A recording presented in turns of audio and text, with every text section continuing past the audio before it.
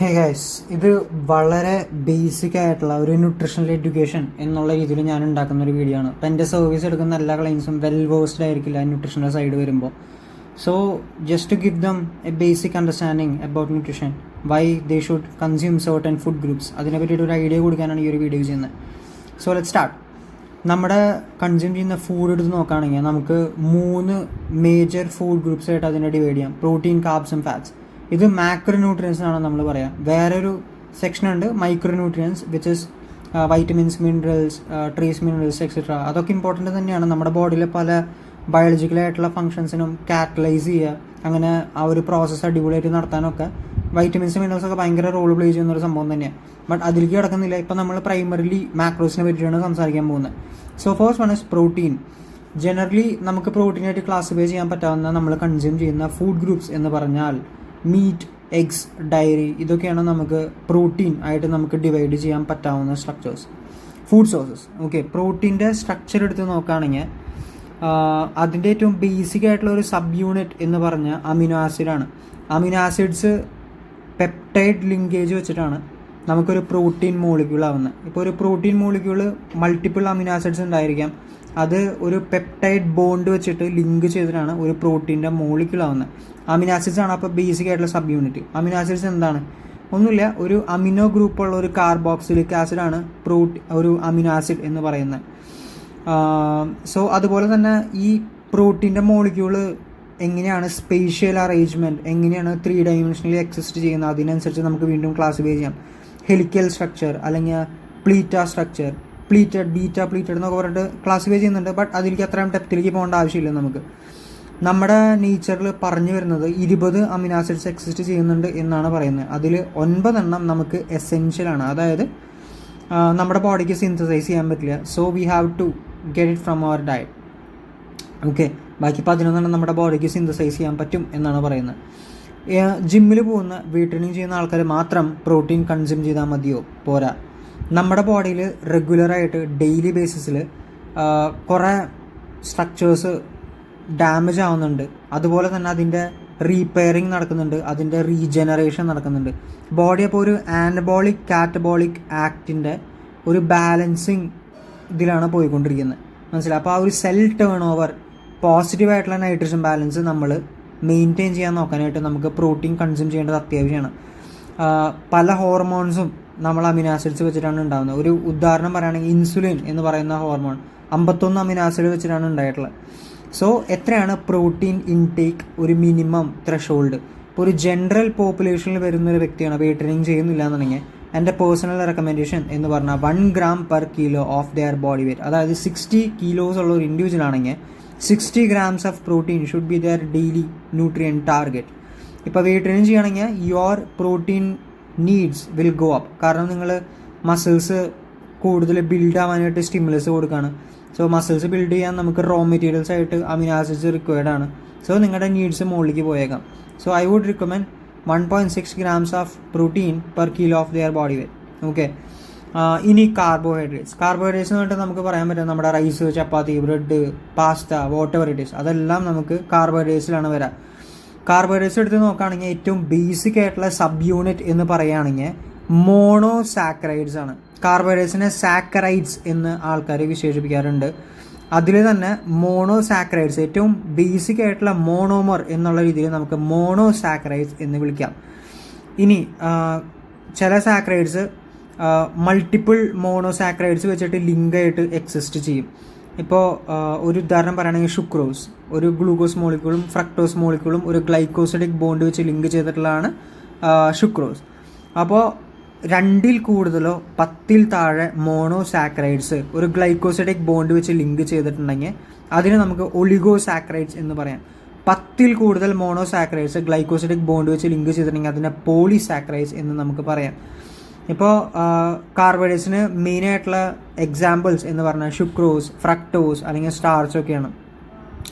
നമ്മൾ മനസ്സിലാക്കേണ്ട കാര്യം, എല്ലാ കാർബോഹൈഡ്രേറ്റ്സും ഫൈനലി അത് ബ്രേക്ക് ഡൗൺ ആയിട്ട് കൺവേർഷൻ നടന്നിട്ട് ഗ്ലൂക്കോസ് ആയിട്ടാണ് പോകുന്നത്. എന്നിട്ട് ഗ്ലൂക്കോസ് നമ്മുടെ സിട്രിക് ആസിഡ് സൈക്കിളിലേക്ക് പോയിട്ട് എനർജി പ്രൊഡക്ഷനിൽ ഹെൽപ്പ് ചെയ്യും. ഇങ്ങനെയാണ് നമ്മുടെ ബോഡിയിൽ എനർജി പ്രൊഡ്യൂസ് ആവുന്നത്.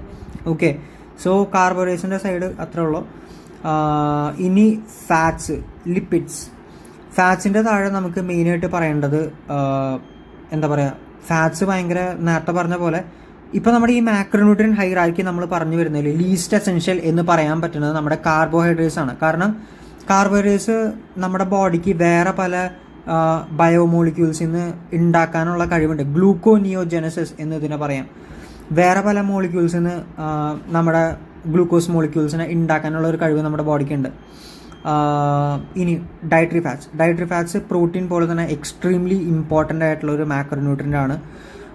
ലിപ്പിഡ്സ് എന്ന് നമുക്ക് ക്ലാസിഫൈ ചെയ്യാം. അതിൻ്റെ താഴെ വരുന്നത് ഡയറ്ററി കൊളസ്ട്രോൾ ഉണ്ട് നമുക്ക്, പിന്നെ ഫാറ്റി ആസിഡ്സ് ഉണ്ട്, പിന്നെ ഫോസ്ഫോലിപ്പിഡ്സ്, വേറെ പല ക്ലാസിഫിക്കേഷൻസ് ഉണ്ട്. ബട്ട് പ്രൈമറിലി നമ്മൾ സംസാരിക്കാൻ പോണത് fatty acids and cholesterol. So നമ്മുടെ ബോഡിയിൽ ഹോർമോണൽ ഫങ്ഷൻ അതൊക്കെ അടിപൊളിയായിട്ട് നിലനിർത്താനായിട്ട് നമുക്കൊരു മിനിമം ഫാറ്റ് ഇൻടേക്ക് വെക്കേണ്ടത് നിർബന്ധമായിട്ടുള്ളൊരു കാര്യമാണ്. ഇപ്പോൾ നമ്മൾ നോക്കുകയാണെങ്കിൽ നമ്മുടെ പല ഹോർമോൺസ്, ഇപ്പോൾ പ്രൊജസ്റ്ററോൺ അല്ലെങ്കിൽ എന്താണ് എസ്ട്രജൻ, ടെസ്റ്റോസ്റ്ററോൺ, ഇതൊക്കെ നമ്മൾ കൊളസ്ട്രോൾ എന്ന് പറയുന്ന ഒരു സ്ട്രക്ചറിൽ നിന്നാണ് ഉണ്ടാകുന്ന കെമിക്കൽ. സോ അത് നമ്മുടെ ബോഡിയിൽ വലിയ റോള് പ്ലേ ചെയ്യുന്ന ഒരു സംഭവമാണ്. ഇനി ഫാറ്റി ആസിഡ്സിനെ പറ്റിയിട്ട് സംസാരിക്കാം. ഫാറ്റി ആസിഡ്സ് നമുക്ക് പ്രൈമറിലി ക്ലാസിഫൈ ചെയ്യാൻ പറ്റുന്നത് poly unsaturated fatty acids, saturated fatty acids, mono unsaturated fatty acids, പിന്നെ ട്രാൻസ് ഫാറ്റി ആസിഡ്സ്. ഇതിൻ്റെ ഡിഫറൻസ് എന്താണെന്ന് വെച്ച് കഴിഞ്ഞാൽ, ഇപ്പോൾ ഫാറ്റി ആസിഡ്സ് എടുത്ത് നോക്കുകയാണെങ്കിൽ അത് ഒരു ആലിഫാറ്റിക് കാർബൺ ചെയിനുള്ള ഒരു കാർബോക്സിലിക് ആസിഡാണ്. അതിൽ എല്ലാ കാർബൺ ടു കാർബൺ ബോണ്ടും സിംഗിൾ ബോണ്ട് ആണെങ്കിൽ അത് ഒരു സാച്ചുറേറ്റഡ് ഫാറ്റി ആസിഡ്സ് ആണ്. ഇനി ഈ ഒരു ഫാറ്റി ആസിഡിൽ ഒരു double bond carbon to carbon വരാണെങ്കിൽ അതിനെ മോണോ അൺസാച്ചുറേറ്റഡ് ഫാറ്റി ആസിഡ്സ് എന്ന് നമുക്ക് പറയാം. മൾട്ടിപ്പിൾ ഡബിൾ ബോണ്ട്സ് വരാണെങ്കിൽ നമുക്ക് അതിനെ പോളി അൺസാച്ചുറേറ്റഡ് ഫാറ്റി ആസിഡ്സ് എന്ന് പറയാം. ഓക്കെ. പിന്നെ ട്രാൻസ് ഫാറ്റ്സ് എന്ന് പറയുന്നത് ഒന്നുമില്ല, നമ്മുടെ ഈ അൺസാച്ചുറേറ്റഡ് ഫാറ്റ്സിൻ്റെ തന്നെ വേറെ ഒരു ട്രാൻസ് ഐസോമർ ആണ്. ട്രാൻസ് ഐസോമർ എന്ന് പറഞ്ഞാൽ ആ ഒരു ഡബിൾ ബോണ്ടിൻ്റെ അപ്പുറത്തും ഇപ്പുറത്തുള്ള ഫങ്ഷണൽ ഗ്രൂപ്പ്സ് ഓപ്പോസിറ്റ് സൈഡ്സിലായിരിക്കും ഉണ്ടാവുക. ഇപ്പോൾ ഹൈഡ്രജൻ ആറ്റം എടുത്ത് നോക്കുകയാണെങ്കിൽ ഈ ഒരു ഡബിൾ ബോണ്ടിൻ്റെ റൈറ്റ് സൈഡിലാണ് കെടുക്കുന്നതെന്നുണ്ടെങ്കിൽ, ഒരു ഹൈഡ്രജൻ ആറ്റം കെടുക്കുന്നതെന്നുണ്ടെങ്കിൽ ആ ഡബിൾ ബോണ്ട് ഇപ്പുറം വരുമ്പോൾ ഒരു ഹൈഡ്രജൻ ആറ്റം ലെഫ്റ്റിലേക്ക് ആയിരിക്കും ഉണ്ടാവുക. അങ്ങനെയാണ് കെമിക്കലി നമുക്ക് നോക്കുമ്പോൾ ഈ ഒരു സംഭവം മനസ്സിലാവുന്നത്. സോ ഫാറ്റി ആസിഡ്സ് ഞാൻ പറഞ്ഞ പോലെ തന്നെ ഭയങ്കര ഇമ്പോർട്ടൻ്റ് ആണ്. നമ്മുടെ പല ബയോളജിക്കലായിട്ടുള്ള സ്ട്രക്ചേഴ്സും ഉണ്ടാക്കിയിട്ടുള്ളത് ഫാറ്റി ആസിഡ്സ് വെച്ചിട്ടാണ്, ലിപ്പിഡ്സ് വെച്ചിട്ടാണ്. സോ അത് ഒരു മിനിമം ത്രെഷോൾഡ് വെക്കേണ്ടത് നിർബന്ധമായിട്ടുള്ള കാര്യം. അതുപോലെ നമ്മൾ ഫാറ്റ് സോല്യൂബിൾ വൈറ്റമിൻസ് എന്ന് നമ്മൾ കേട്ടിട്ടുണ്ടോ. പല ഇമ്പോർട്ടൻ്റ് ആയിട്ടുള്ള വൈറ്റമിൻസിൻ്റെ അബ്സോർപ്ഷനിലൊക്കെ വലിയ റോള് പ്ലേ ചെയ്യുന്നുണ്ട് നമ്മുടെ fatty acids. So dietary fats ഒരു മിനിമം എമൗണ്ട് നമ്മൾ വെക്കേണ്ടത് നിർബന്ധമാണ് ഒരു ഹെൽത്തിയർ ആയിട്ടുള്ള ഫങ്ഷനിങ്ങിന് വേണ്ടിയിട്ട്. ആൾക്കാർ ഫാറ്റ്സ് ഫുള്ളി കട്ട് ഔട്ട് ചെയ്യുമെന്ന് പറയാറുണ്ട്. കാരണം 1 ഗ്രാം ഫാറ്റ് എന്ന് പറയുമ്പോൾ 9 കാലറീസ് ആണ് compare to proteins or carbs. Proteins carbohydrates എടുത്ത് നോക്കുകയാണെങ്കിൽ 4 കാലറീസ് ഉള്ളത്. സോ ഡബിൾ ദ കാലറീസ് ആണ് നമുക്ക് 1 ഗ്രാം ഫാറ്റിൽ നിന്ന് കിട്ടുന്നത്. ബട്ട് അതിനർത്ഥം ഫാറ്റ് ഫുള്ളായിട്ട് കട്ട് ചെയ്യുക എന്നല്ല, ഫാറ്റിന് വലിയൊരു റോളുണ്ട്. സോ ഒരു മിനിമം എമൗണ്ട് നമ്മൾ വെക്കേണ്ടത് നിർബന്ധമായിട്ടുള്ള ഒരു കാര്യമാണ്. ഓക്കെ. നൗ ഫൈബർ എന്ന് പറയുന്ന സംഭവം കാർബോഹൈഡ്രേറ്റ്സിൻ്റെ തന്നെ ഒരു സബ് യൂണിറ്റ് എന്ന് നമുക്ക് പറയാം. ബട്ട് ഇതിൻ്റെ വ്യത്യാസം എന്താ വെച്ച് കഴിഞ്ഞാൽ സ്ട്രക്ചറലി സിമിലർ ആണെന്ന് വേണമെങ്കിൽ പറയാം. ഇതിൻ്റെ വ്യത്യാസം എന്താ വെച്ച് കഴിഞ്ഞാൽ ഈ ഒരു സ്ട്രക്ചറിനെ നമ്മുടെ ബോഡിക്ക് ഡൈജസ്റ്റ് ചെയ്യാൻ ബുദ്ധിമുട്ടാണ്. നമ്മുടെ എൻസൈംസിനെ ഡൈജസ്റ്റ് ചെയ്യാൻ പറ്റില്ല. അതുകൊണ്ട് ഇത് നമ്മുടെ കോളനിൽ ഫെർമെൻറ്റഡ് ആവാണ് ചെയ്യുക. ബട്ട് ഇതിനർത്ഥം ഇത് നമുക്ക് ഉപയോഗമില്ലാത്തൊരു വസ്തുവാണെന്നല്ല, ഭയങ്കര ഇമ്പോർട്ടൻ്റ് ആയിട്ടുള്ള ഒരു മാക്രോന്യൂട്രിയൻ്റ് ആണ് ഫൈബർ. ഇപ്പോൾ ഒരു എക്സാമ്പിൾ പറയുകയാണെങ്കിൽ നമുക്ക് സെല്ലുലോസ് എന്ന് പറയാം. സെല്ലുലോസിൻ്റെ സ്ട്രക്ചർ എടുത്ത് നോക്കുകയാണെങ്കിൽ സ്റ്റാർച്ചായിട്ട് കുറച്ചുകൂടെ സിമിലർ ആണ്. ബട്ട് സ്റ്റാർച്ച് നമ്മുടെ ബോഡിക്ക് സ്റ്റാർച്ച് ഒരു ടൈപ്പ് ഓഫ് കാർബോഹൈഡ്രേറ്റ് ആണ്, സെല്ലുലോസ് ഫൈബറാണ് ഞാൻ പറയുകയാണ്. സ്റ്റാർച്ച് നമ്മുടെ ബോഡിക്ക് ഡൈജസ്റ്റ് ചെയ്യാൻ പറ്റും. കാരണം അത് ആൽഫ ഗ്ലൂക്കോസുകൾ തമ്മിലുള്ള ഗ്ലൈക്കോസിഡിക് ബോണ്ട് വെച്ചിട്ട് ഉണ്ടാക്കിയിട്ടുള്ള ഒരു പോളിമറാണ്. ബട്ട് സെല്ലുലോസ് എന്ന് പറയുന്ന ഫൈബർ ബീറ്റ ഗ്ലൂക്കോസ് തമ്മിലുള്ള ഒരു ലീനിയർ പോളിമറാണ്. ബട്ട് ബീറ്റ ഗ്ലൂക്കോസ് തമ്മിലുള്ള ഈ ഒരു ഗ്ലൈക്കോസിഡിക് ബോണ്ട് നമ്മുടെ ബോഡിക്ക് ഡൈജസ്റ്റ് ചെയ്യാൻ പറ്റില്ല. അതിനുള്ള എൻസൈംസ് നമ്മുടെ ബോഡിയിലില്ല. അതുകൊണ്ട് ഇത് നമ്മുടെ കോളനിൽ ഫെർമെൻറ്റഡ് ആവാണ് ചെയ്യുക. ഇതുകൊണ്ട് എന്തൊക്കെയാണ് ഗുണം? ഫൈബർ നമുക്ക് രണ്ടായിട്ട് തിരിക്കാം. സോളിബിൾ ആയിട്ടുള്ള ഫൈബർ ഉണ്ട്, ഇൻസോളിബിൾ ആയിട്ടുള്ള ഫൈബർ ഉണ്ട്. സോളിബിൾ ഫൈബർ എന്ന് പറഞ്ഞാൽ നമ്മുടെ ഡൈജസ്റ്റഡ് ആയിട്ടുള്ള ഫുഡ് വേസ്റ്റിലേക്ക് സ്റ്റിക്ക് ഓൺ ചെയ്തിട്ട് ഒരു ജെൽ ടൈപ്പ് സ്ട്രക്ചറായിട്ട് ഫോം ആവും. എന്നിട്ട് നമ്മുടെ അബ്സോർപ്ഷൻ അല്ലെങ്കിൽ ഡൈജഷൻ പതുക്കെ സ്ലോ ഡൗൺ ചെയ്യും. അതിൻ്റെ ഗുണം എന്താ വെച്ച് കഴിഞ്ഞാൽ നമ്മുടെ ബ്ലഡ് ഗ്ലൂക്കോസ് സ്പൈക്കൊക്കെ ഒന്നും കൂടെ റെഗുലേറ്റ് ചെയ്യും, കുറച്ചുകൂടെ സ്റ്റഡിയർ ആയിട്ടുള്ള റേറ്റിൽ നിർത്തും. എങ്ങനെ നമ്മുടെ ഗ്ലൂക്കോസിലേക്ക് നമ്മുടെ ബ്ലഡിലേക്ക് ഹിറ്റ് ചെയ്യും എന്നുള്ളതിൻ്റെ റേറ്റ് സ്റ്റഡിയാക്കി നിർത്തും. കാരണം ന്യൂട്രിയൻ അപ്ടേക്ക് സ്ലോ ഡൗൺ ചെയ്യല ഈ ഒരു ജെൽ ഫോർമേഷൻ നടന്നിട്ട്. അതുപോലെ തന്നെ നമ്മുടെ ബ്ലഡ് കൊളസ്ട്രോൾ ലെവൽസ് ഇമ്പ്രൂവ് ചെയ്യാനായിട്ട് ഫൈബർ സഹായിക്കും എന്ന് പറഞ്ഞു കേട്ടിട്ടുണ്ട്. ഇനി ഇൻസോൾയുബിൾ ആയിട്ടുള്ള ഫൈബർ നമ്മുടെ ബോഡിയിലൂടെ കടന്നു പോവുകയാണ് ചെയ്യുക.